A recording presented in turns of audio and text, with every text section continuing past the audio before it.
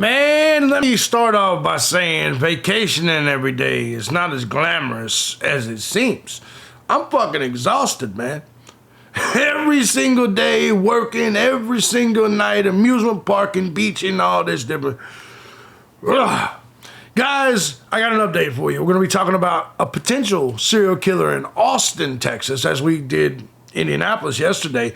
We have a serial killer in Austin, Texas, potentially, as another body has been found in Lady Bird Lake. I'm thejbgunner. This is Crime Time. Let's do it. Bring it back.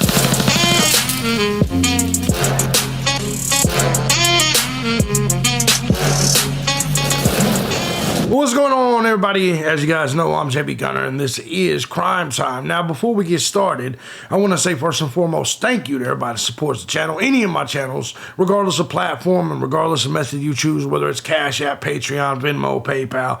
Truth is, guys, I couldn't do it each and every day as often as I do if it wasn't for you.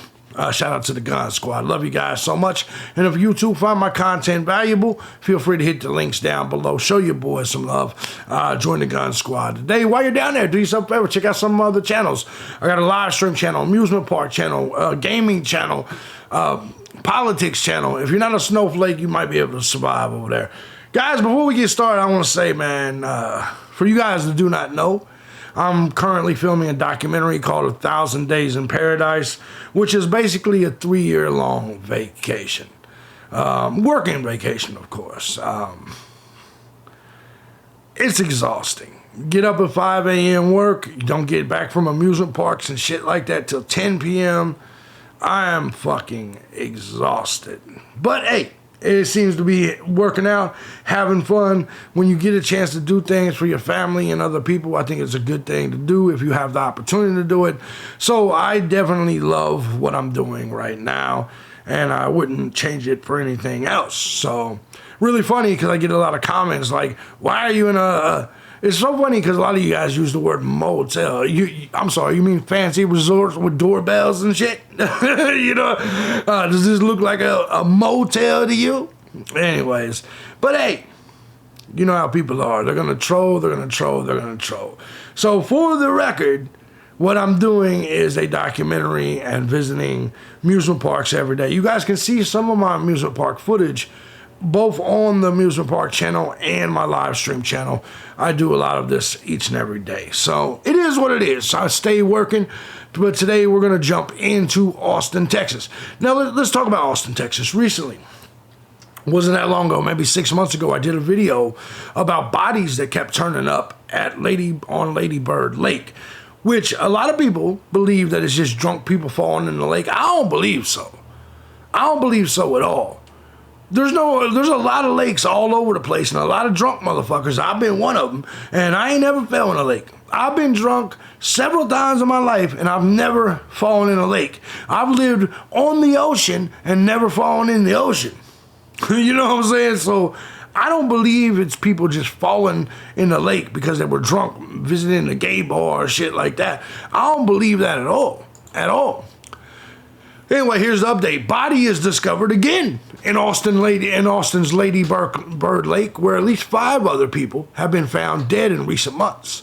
A body was discovered on Monday afternoon on the north side of Lady Bird Lake. The police are investigating the cause of death. The case is a death investigation. The person's identity has not been revealed yet. 5 men between the ages of 30 and 40. This is all in a gay bar region. So it is very possible that we got some, I think, were found dead in the lake and their corpses found within weeks of one another. The body was found on Monday around 1:30 p.m., but no details were provided on the victim's name, age, gender. The dude was a dude. There is only 2 genders. The dude was a dude. And cause or manner of death. Police were alerted to a floating corpse after a 911 call informing them that a dead body was spotted about 20 feet from the north side of the lake, officials said. When police arrived to 300 block of West Seaver Chavez Street, the individual that was located in the water was officially pronounced dead, of course. The body was the 6th to be pulled from the lake since January of 2023. The others so far have been men, with only 4 of the 5 having their IDs released. Their disappearance and deaths remain a mystery, with some wondering if there is a serial killer on the loose in Austin, with some locals saying they've long held fears someone has been spiking drinks in the city's hotspots. So you know, all the gays are on the way out. Hey. Last week, the Austin Police Department said a woman was being sought in connection to multiple men being drugged and robbed in the city's downtown. Maybe they're not gays. Maybe they're just getting rolled on by women, setting them up. When DailyMail.com contacted the authorities to find out if the bodies found in the lake had any connections, they said they did not comment at this time. No comment at this time. On February 13, 2023, Jason John, who we've talked about before, was last seen on Rainey Street a week before he was found. By the way, if you're looking for the video I previously did on this case, it's called the Rainey Street Ripper. Anyway, an autopsy report obtained by Fox Digital revealed he was a transient bystander, witnessed John stumble in the water. The medical examiner deemed his death accidental drowning. But John's parents believe there's more to the story. I also believe that. On March 5th, 2023, a 40-year-old Clifton Axel's body washed up near 1100 West Riverside Drive, Lady Bird Lake.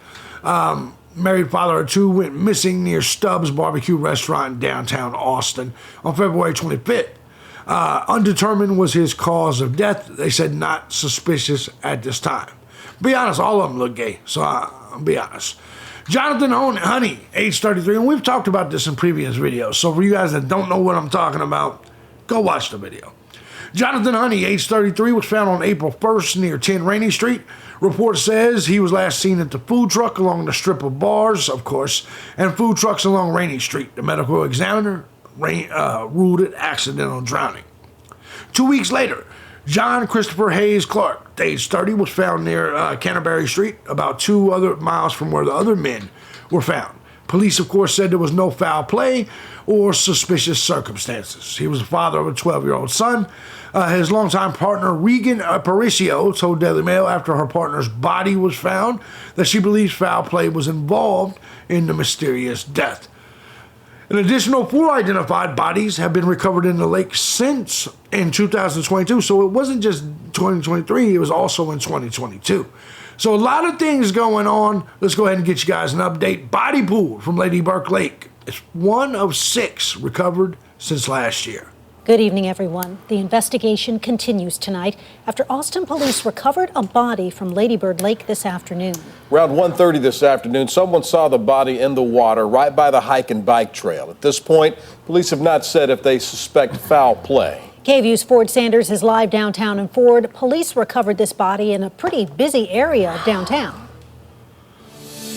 Absolutely. Quita, Brian, the recovery efforts were not far at all from where I'm at right now. I'm just under the Buford Tower right off Cesar Chavez here in downtown Austin. Now, like we said, that call came in at 1:30 this afternoon. Officials say they got a call for an urgent welfare check after someone discovered a body about 20 feet into the water there in Lady Bird Lake near the northern shore. Now take a look at this. By our count, this is the 6th body that has been pulled from Lady Bird Lake since last year. 5 were recovered last year between the Lamar Street Bridge and the Longhorn Dam. 2 of them were recovered near Rainey Street. All these incidents have sparked questions about safety in downtown Austin and along the Now, if you remember right, last year I talked to somebody from Austin, and they said there's a lot of gay bars on the street. I know what you're going to say. A lot of these people were married and have female partners. That don't mean nothing, not these days. A lot of these undercover, they be doing some bullshit, and they all kind of look funny anyway. They all kind of look like they have some sugar in their tank. And bike trail. Since last February, the city's installed more lights and cameras along the trail closer to Rainey Street, but the Trail Conservancy has multiple projects in the works, including one to study and improve signage so it's easier for people to know where they're going. Now, Austin police have not identified who was recovered today. At this point, investigators have not said if foul play was involved. We want to remind you, when it came to those other bodies that were pulled from the lake, it was also said that APD, they went ahead and ruled out foul play in those situations as well. Live in downtown Austin, Ford Sanders, KVU News. All right, so we got that update. Hold on. We got more. We got a little bit more. How do forensic pathologists examine bodies found in water? They go on to talk about. After crews pulled a body from Lady Bird Lake yesterday, now the investigative work begins to learn how the person ended up in the water and how long they'd been there. KXAN's Sarah Alshay goes in depth into how forensic pathologists work to figure that out. A forensic pathologist tells me determining a cause of death in these types of situations when a body is pulled from water has its challenges, and it can take months before an autopsy report is released. Why was the person around the water to start with? Were they swimming? Were they fishing? Were they out with friends? Questions. Was it a nefarious situation? Forensic pathologist Dr. Amy Grzecki says... I'll tell you what it was. It was two homos going to the fucking bush next to the goddamn lake, getting a homo on. And that's how they got drawn out there. I'm telling you, man. It's going to be something sexual. So let's just throw away the homo shit, right? Like, it could just be a dude. Remember the chick that they said? It could be the exact opposite. It could, but I'm going to tell you, it's going to be like some sort of secret fuck thing. And people were going out to the edge of the water, maybe with a prostitute, maybe with a limp wrister. And I'm telling you, that's going to be the story here and the end of this. And it's going to be someone taking advantage of this and killing these people. It could be a chick. Oddly enough, it could be a chick, which is crazy. I'm not going to go that route because women are pretty weak. But hey. The doctors in her field There's a drunk dude, though, maybe. Piecing together how someone died, starting with their medical history. And then you do the autopsy and you look for injury, you look for natural disease, and then you get your toxicology. Then you put all that together, and then you can determine what happened to the person to the best of your ability. If a person is found in the water, Grzecki says drowning is typically listed as one of the causes, but they look for other explanations as well. Is there blunt force trauma? Is there head injury? Is there a gunshot wound? Did they have a heart attack? Drug overdose? Were they drinking? Grzecki says some injuries will come from the body just being in the water. We are trained also to be able to recognize that there might be some injuries to the outside of their body, but it might be from, animals in the water. Ultimately, it's a job that carries a lot of weight, something Grzecki says forensic pathologists don't take lightly. The responsibility to get an understanding of what happened for the families. Speak for the person who died and give the truth of what happened to them. Sarah Alsheh, KXAN News. And when it comes to the body decomposing in the water, the forensic pathologist said it shouldn't be too severe right now because of the cooler temperatures. But in the summer months, decomposition happens quickly in the water, making it more difficult for examiners to see bruises and other injuries. And there was a lot of shit in the summer the last 2 years. Family calls on city to do more as Lady Bird Lake death toll rises. I never in a million years thought that my family or myself will be going through this, and I don't want anyone to go through this, and I'm sorry that this keeps happening and there's no answers for it, because it's very sad. Tears stream from Regan Aparicio's face as she relives the moment she found out her child's father, 30-year-old Chris Clark, was found dead in Lady Bird Lake in April of last year. He is one of the 5 men found lifeless in the lake in 2023. Monday, another person was found dead on the north side of the lake. They're not trying to do anything. They just close the cases and they just deem the deaths undetermined or as a drowning, and then they just move on. She's right. Nothing, no answers, nothing for the families. In March, the city put up temporary solar lighting, signage. I mean, for the record, it is technically possible. It could just be some drunk or fucked up people falling into the lake and drowning. I mean, it is possible. A fence along the trail and a temporary camera I'm just near not the buying trailhead. After 30-year-old Jason John was found dead in the lake on February 13th. He was last seen leaving Rainey Street after a night out with friends on February 5th. I feel like they need to just have lots of barriers around that lake, and there needs to be 24-hour... No. We don't need more barriers and more restrictions. We own the fucking lakes too, dummy. We have the right to go to the lakes. So I should not be prevented to go to the lake because your dumbass Tyrone baby daddy can't swim and his ass fell in there and drowned to death. Go fuck yourself, fat lady. Fat ass bitch. Just move patrol on. around that lake. There's so much going on. Where Chris was found, I actually go there a lot, often. I've been there in the nighttime, and there's nothing that's being done. It's very dark, and you can't see anything once you enter the trails. The city is budgeting nearly $1 million to provide long-term safety improvements. This includes a new camera at the trailhead, more lighting, and sidewalks along East Avenue, expected to be installed by the summer. A resident riding by the lake on Monday, when the body was discovered, says he's seen more police presence, but still worries there's a suspect on the loose. In the recent months, when it does happen, we see Austin police kind of going up and down the trail with their horses. But yeah, with this back, it definitely does concern me that they're not able to find out, who's doing this. I feel like there is a connection, and there's something going on at Lady Bird Lake, and the police are choosing not to do anything about it. They need to take action. People are hurting out here. What action would you like to be taken? It'd be closed down to the rest of the public? My son is 12. He's never going to get his dad back, ever. These families that have lost their loved ones, they're never going to get their loved ones back. It's so crazy the way these people, like the minute something happens to them, they want everything restricted for everybody else. Guys, I'm curious what you think.